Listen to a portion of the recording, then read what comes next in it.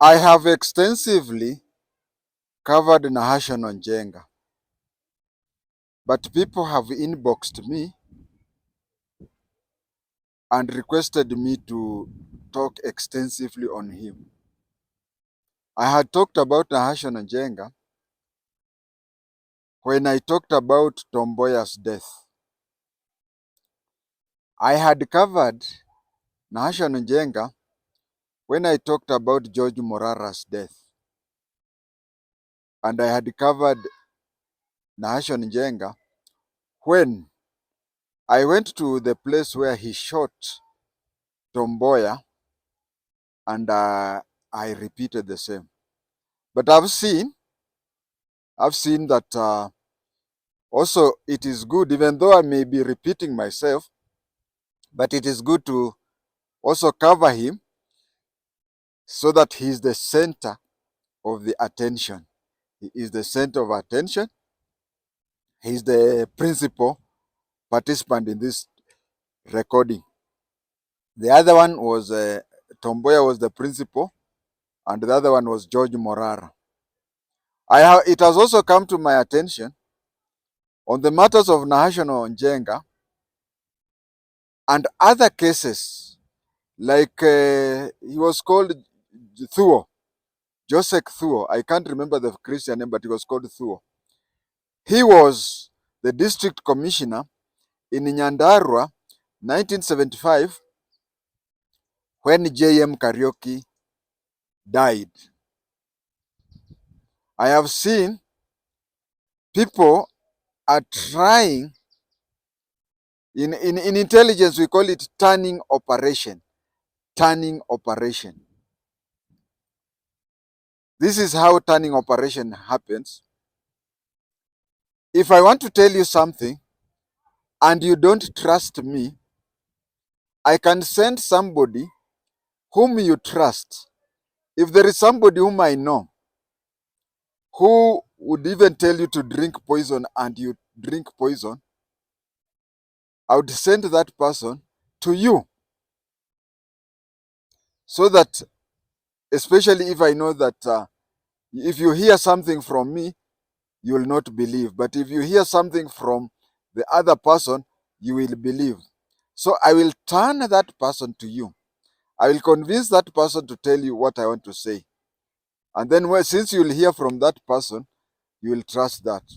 I have noticed relatives of Thuo, the former district commissioner for Nyandarua, have tried to get me and convince me otherwise, telling me that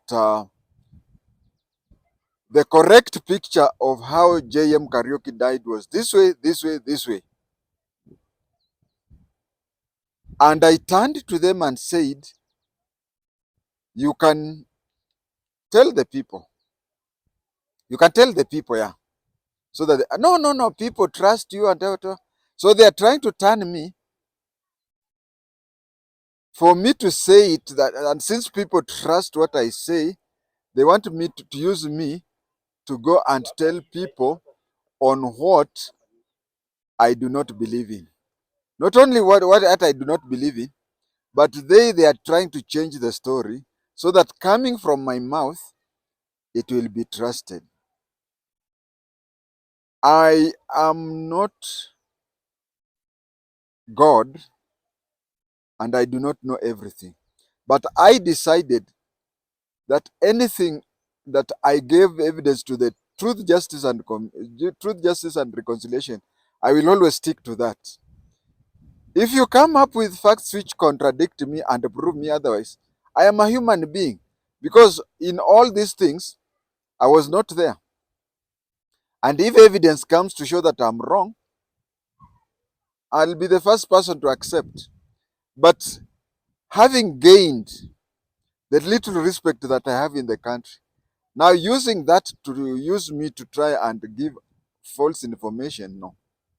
If that is the truth, why don't you say? Suko na mdomo tu kama mimi.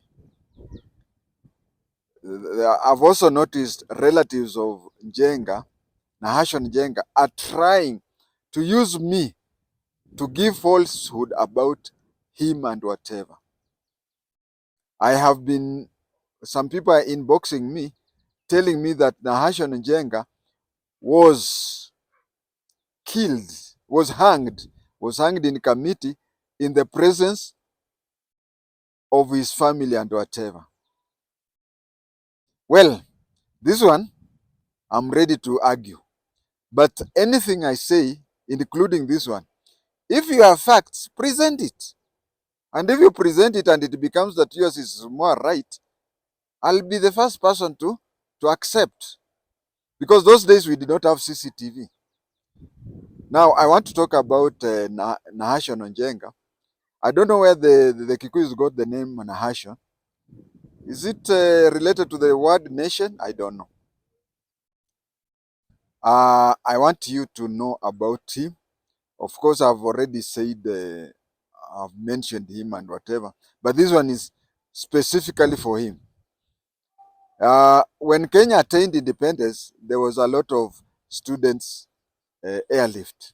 I do not know what wisdom the government used, because Kenyan youth who were just after high school were being taken abroad to the universities in foreign lands.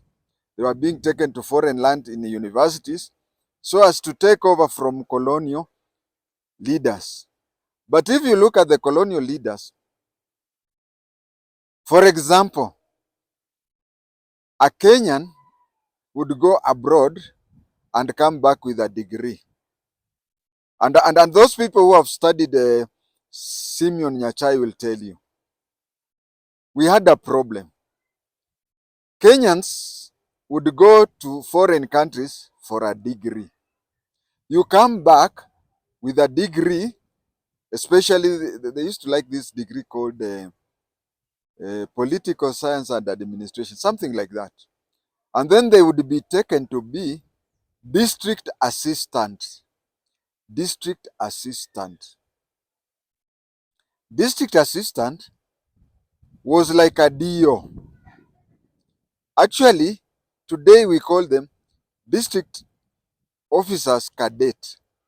So you come from university abroad, you are a graduate, then you come to Kenya and become a district assistant, where the Mzungu DO, your immediate boss, because every division used to have two people, the district officer and the district assistant. That is what used to happen. And then at the district level, we had district commissioner. Imagine you are a graduate, a Kenyan African graduate, you are a district officer, district assistant, you are working under a Form 4 European district officer, and both of you are working under a Form 4 district commissioner Mzungu. So I don't know why Jomo Kenyatta, Tom MBOYA, and others decided for this massive airlift. After these people graduated, they were demoralized. They were demoralized that they didn't even want to work in the civil service. Nyachai was so demoralized that he left the civil service, and it was his father who had to bring him back by force. So it was among this airlift that Nahashon Njenga went to Bulgaria. We had airlifts in two directions. Most of the people who were being taken to Western countries were taken by Akina Tom MBOYA. And most of those who were being taken to Eastern country, Western countries were being taken by Tom MBOYA. Eastern countries were being taken by Jaramogi Oginga Odinga. Now, what happened? Bulgaria was a bit different. Bulgaria was a bit different because KANU as a party wanted to take people to Bulgaria to train as askaris. Now, when they were taking people to Bulgaria as askaris, the colonial government, or even the newly independent country, because we were independent, but the military officers were British. They did not want to interact with soldiers trained in Bulgaria. And when youth were being taken to Bulgaria for training, there also came a problem. Because Tom MBOYA did not want to place all his eggs in one basket, he decided that he will also infiltrate the Bulgaria team. So as people are being taken to Bulgaria, there is a team, I don't know whether it is 25 or 30 people, who are going to Bulgaria. And these people, by then, we did not have a Bulgarian embassy in Kenya. The Bulgarian embassy was in Addis Ababa. The Minister for Education, even though they were going to train as military people, but you see, training, any type of training is education, isn't it? So these things were all done under the Ministry of Education. And who was the Minister for Education? The Minister for Education was Otiende. Now, when Otiende was the Minister for Education, he complained that his office or his ministry was not being involved. His ministry was not being involved in the vetting of the people who are to go to Bulgaria. I'll come and tell you about Otiende later. When he complained that, there was a list of, is it 25 or 30? There was a list of students who were going to Bulgaria and who had been cleared by Jaramogi Oginga Odinga. But Tom MBOYA somehow came in with an equal number of students who are going to Bulgaria. So as the plane was ready, the name of the list of Tom MBOYA was the name of and the list of Jaramogi was set aside, and the name and list of Tom MBOYA was taken. There is one thing that was unique about the two lists. If you check the list that Jaramogi had produced, and you check the list that Tom MBOYA had produced, remember, the boys who are on Tom MBOYA or Jaramogi's list were told you are not going. And the boys who are on the list of Tom MBOYA were taken. But there was one name that was appearing in the two lists. That one was Nahashon Njenga. So Nahashon Njenga was taken to Bulgaria to train. He was taken to Bulgaria to train in the security matters. When he came back to Kenya, Jomo Kenyatta was suspicious of people trained in the east side. So all of them were branded to be Jaramogi people, and they could not be absorbed into the military. Plus, you know, the east and west, the British army, which was leaving, could not hand over to eastern country trained people. So there is a road which used to be called Victoria Street. Nowadays, coincidentally, it is called Tom MBOYA Avenue. This man, after coming, Nahashon Njenga, after coming out of Bulgaria, he opened an office somewhere along to what today is called Tom MBOYA Street. He had an office and he had a secretary. But the funny thing about Nahashon Njenga's office, nobody visited him, and he was rarely there. And this is somebody who used to take alcohol 25 hours a day. There is even an occasion when Tom MBOYA offered him a job. He said, "Why offer me a job when I'm doing business?" So it continued that way. It reached a stage where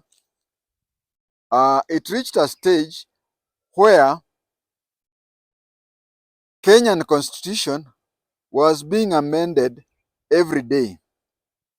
And the constitution was being amended with certain people in mind. So Tom MBOYA, Tom MBOYA was young, and they knew, especially after 1968. 1968, there is a time when Jomo Kenyatta was in a coma. So they knew that the president can die anytime. And they made a constitutional change to make it possible that should the president die, who was to take over? When the constitution said that the vice president takes over. So Tom MBOYA came up with a theory that instead of one vice president, he wanted KANU to have 8 vice presidents, so that should Jomo Kenyatta die, it will be a question of which of the 8 vice presidents will take over. And Tom MBOYA was the Secretary General of KANU. So he had placed himself strategically that should Jomo Kenyatta die, Tom MBOYA would take over as the acting president. Of course, Jaramogi was hunted out of office, and the next target was Tom MBOYA. But then they said hounding out 2 Luos at the same time would be counterproductive. Let us wait until the storm clears. When the storm clears, that is when we can hound out the second Luo. But they had placed there a constitutional thing that said that if anybody to be the president has to be 35 years and over. This was done deliberately because they knew that Tom MBOYA was less than 35 years old. Now, Kenyans, can you imagine of anybody who is 35 years wanting to be the president of Kenya? That is how it was. Tom MBOYA was a serious contender of the presidency, and yet he was not even 35 years old. So it was placed there that one must be 35 years and over to block Tom MBOYA. By the time Tom MBOYA was 36 years old, that is when they said, no, if we attack 2 Luos at the same time, it will be counterproductive. So let us wait for the time when it cools. And they were planning, when Tom MBOYA was 36 years old, they wanted to place it at 40. You know, the scare, the 1969 thing, that happened, they knew that Jomo Kenyatta would die anytime. So, as they were doing that, it so happened that he bypassed that, and they were planning to place there at 40 years. As they were planning for the 40 years, Tom MBOYA was already 39. Those days, passing a constitutional change was not like what is happening today. Today, hata jana mliona, someone can be impeached in hours. So nowadays, we have a technical system where we say that something which can be done within 72 days is equivalent to being done in 72 hours, isn't it? Because they say not more than 72 days. Even 3 hours fits the bill, isn't it? So, when they were planning, he reached 39. They said that if they place it at 40, by the time the law is passed, he'll be 41. So they were planning to place it at 42. No, 45. Correction. They were planning to amend it so that the president can be there only after he or she is 45 years and above. This made Tom MBOYA think. And this is when Tom MBOYA approached. This is when Tom MBOYA approached Nahashon Njenga with a view that Nahashon Njenga approaches Jomo Kenyatta and eliminates him. Nahashon Njenga somehow reached State House and he disclosed everything, and he was given double, which means now he has 3 times what he had. When he was given double to make it 3 times, Tom MBOYA was out of the country. Was out of the country strategically, so that anything happening, the president being shot dead, he will not be within the country. And he will not, being out of the country means, in case of any problem happening, he'll be the last person to be suspected. And if things get hot, he will not come. He will wait until things are. In fact, during military coups, airports are even closed, isn't it? So he waited while he was abroad, nothing happened. So on the day he came back, they agreed for a rendezvous at Pan-Afric with Njenga.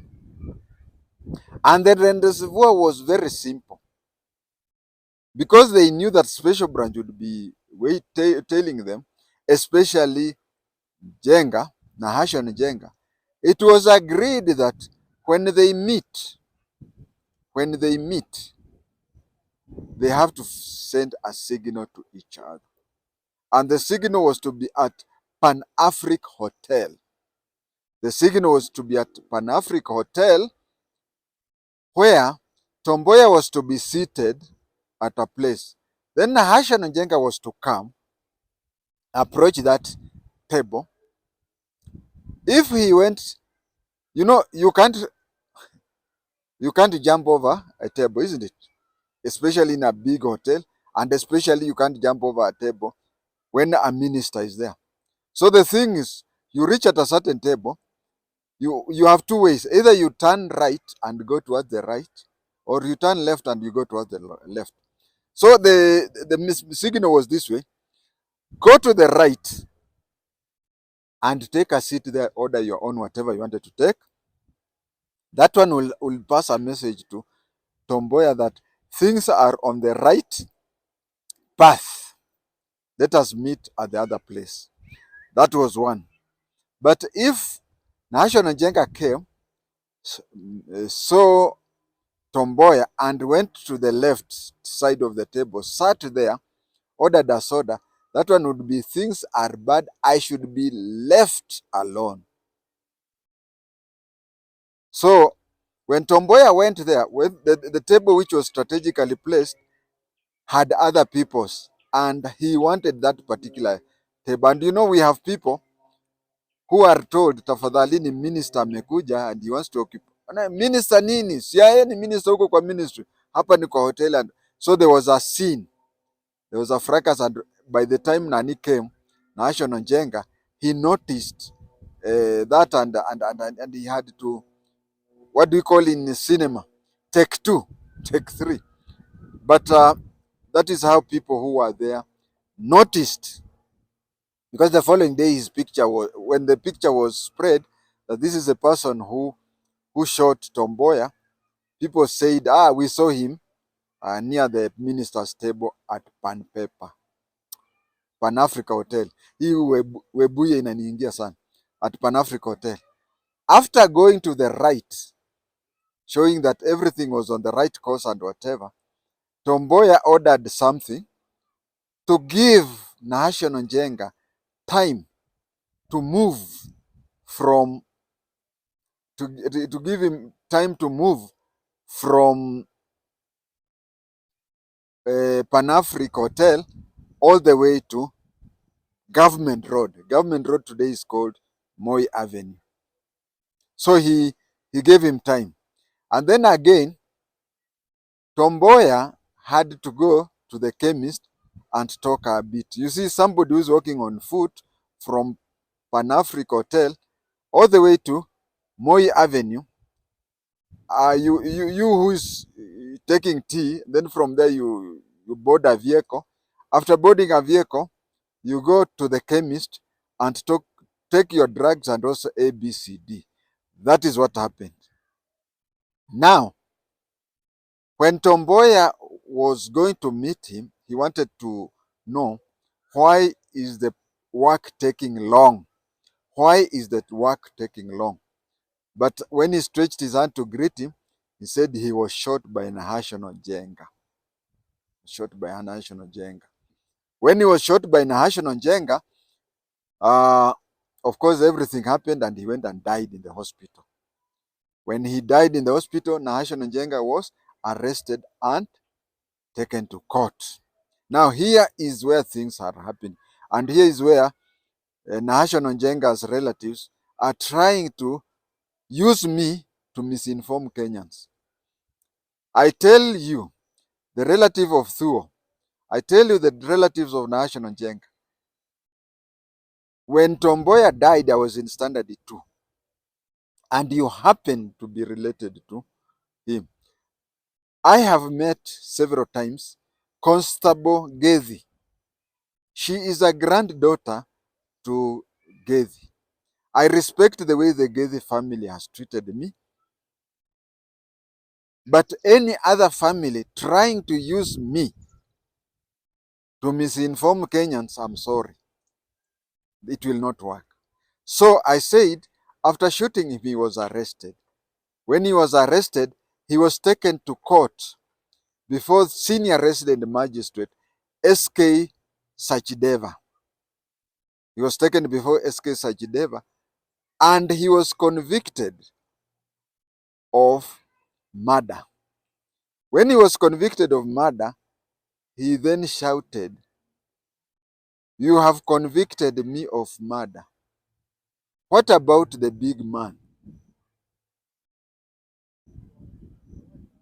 Let me not say who the big man is. But he said, "What about the big man?" Let us leave it at that. Make your own conclusions. I will make my own conclusions. So he was taken to committee.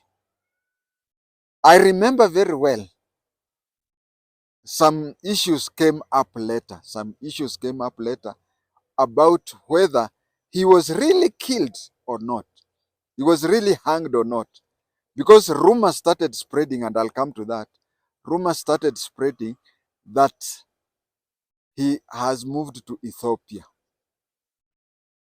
His wife said that time in the 70s, his wife said that she cannot tell whether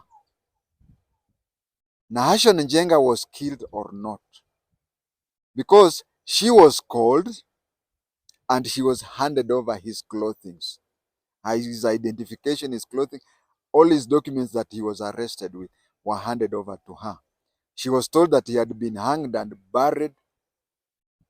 Now, how come his wife told the Daily Nation in the early 70s that as far as she knows, Nahashon Njenga, she cannot tell whether he was hanged or not, only that he was called to committee and given his belongings, the belongings that he had. Clothing, watch, ID, such a thing. Now, people claiming to be his family are claiming that they attended that members of the family attended the funeral, the burial. They attended his burial in committee. Anyway, that is that. I know the higher I go, the more I'm targeted. Now people think that they could come up, give me all sort of stories so that I whitewash their people. Now, mimi sio laundry. That one I've answered. Now, that is how it was taken. There was a rumor. There was a rumor that Jomo Kenyatta and Emperor Haile Selassie were very close. There were rumors that Jomo Kenyatta talked to Emperor Haile Selassie, and they talked, and this man was taken to Ethiopia, and is a very big businessman there, and he stayed there. Of course, by now he must have died, because that age, and you see, if you look at me, I'm quite elderly, and those things were happening when I was in standard 2. So you get it that he must have even have died of old age or something. That rumor was there, and that rumor is hanging even today. Even today, that rumor is hanging. No substantiation has ever been made of that. But then, it reached a time when Kenyan MPs were going to Zambia. Kenyan MPs were going to Zambia they usually go even today. They went to Zambia, and among the MPs who are going to Zambia was an MP from Kisii called George Morara. An MP called George Morara. George Morara, for the Gen Z, you know this fellow Morara huyu anazunguka zunguka akipatia, that is a grandson to Morara, the MP I'm talking about. Now Morara, the grandfather, was a newly elected MP for somewhere in Kisii. And when he was newly elected, he was placed in one of the committees in parliament. He was a member of one of the committees in parliament. And the committee went to Zambia, Lusaka, Zambia. When they went to Lusaka, in a hotel called Sheraton, George Morara, the grandfather to Morara huyu anazunguka zunguka huyu,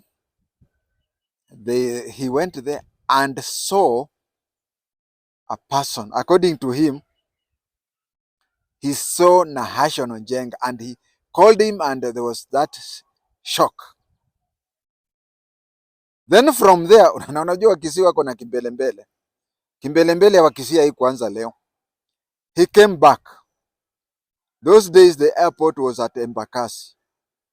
Upon arrival in Embakasi, he called a press conference and told the Jomo Kenyatta government that he's giving the Jomo Kenyatta government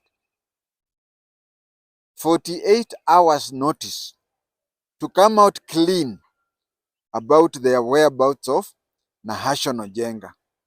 He said they should come out clean about Nahashon Njenga if the 48 hours, I don't know whether it is really 40, but he gave them some time. If that 48 hours is over and the government does not come out clean, he is going to say where Nahashon Njenga is. From there was hulabaloo, rushing up and down, especially among Kisii leaders. It was a weekend, so the MP was going to his constituency. In his vehicle, some Kisii MPs did not even want to travel with him. They felt that some assassins would come and shoot at the vehicle and he'll be there. So there are some MPs who were courageous enough and talked to him all the way from Nairobi to Nakuru, trying to convince him to withdraw the ultimatum that he had given President Jomo Kenyatta. Reaching Nakuru, he could not be convinced. Then, one of the MPs remembered and told him, those days were a landline, told him, can you call the district commissioner in Kakamega? The district commissioner in Kakamega, I cannot recall his name, but he was a Kisii by tribe. So, George Morara in Nakuru rang the district commissioner in Kakamega. And the district commissioner in Kakamega told him, don't go home straight, come. No, from Nakuru, you can pass through Kericho and whatever to Kisii. But he told him, don't go home straight. What you should do, kindly come to Kakamega, we talk. Those days, There are some counties which have been subdivided, like Kericho has been subdivided into Bomet. Kakamega, there is Vihiga, and so on and so on. We have a number of counties, like Meru, there is Tharaka Nithi. Machakos, there is Makueni. So the then district commissioner of the larger Kakamega was a Kisi by tribe. When George Morara was in Nakuru, he talked to the district commissioner Kakamega, and instead of going to Kisii Strait, he went to Kakamega. He met the district commissioner in Kakamega, who was his tribe mate, and they talked for long. And the issue was trying to convince George Morara to withdraw the ultimate that he had given to President Jomo Kenyatta, saying that if you don't disclose about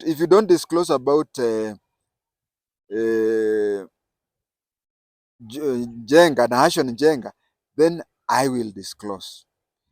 But then they argued for some time. When they argued for some time, they reached a place where, unajua mnakasirishana na hata kwako silali nitaondoka. I told them, oh, but the DC was telling you, traveling at night and you are a marked person, that is the easiest way you'd be killed. You'd rather sleep and then leave in the morning, because assassination during the daytime are very, very hard as compared to night assassination. But Mukisia make his decision, you cannot convince him otherwise. Then he left, reaching a place called Chavakali. By then, Chavakali was part of Kakamega, but nowadays it's part of Vihiga County. Reaching Chavakali, he had an accident where he died on the spot. Then the police said that he had been killed by a lorry carrying sand, a building construction lorry. But those people who were there, those people who witnessed it, the Maragolis who were there, they even quoted the police lorry that crashed into him. Now, police lorry crashing into him, and the police reaching the scene and saying that no, they don't even mention it was a police lorry. They say that there's another lorry which was carrying sand to a building site. That is what killed him. So that is how George Morara died. And as I can say right now, I think if there is a reason why I recorded this, was an attempt by the family of Nahashon Njenga to make me change my statement and start saying that it is true Nahashon Njenga was buried and his grave is in. No. Nahashon Njenga, I don't know whether his wife is still alive or anything, and she can change her statement, but in the early 70s, she said, when she was confronted by the Daily Nation and asked if it is true that he was hanged or not, she said, I was just called to committee and I was handed over his clothing. Another thing, why should Nahashon Njenga be buried in committee in the presence of his family when all the people who were buried in committee, not even a single family, attended? Why did the family attend? So,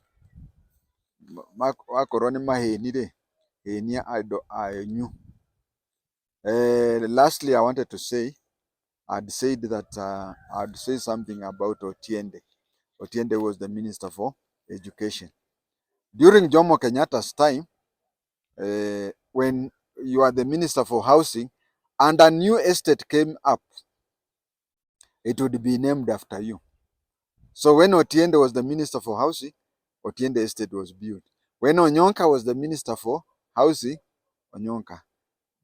Ngumba, the same. So during Jomo Kenyatta's time, if you are the Minister for Housing and a housing estate came, it would be named after you.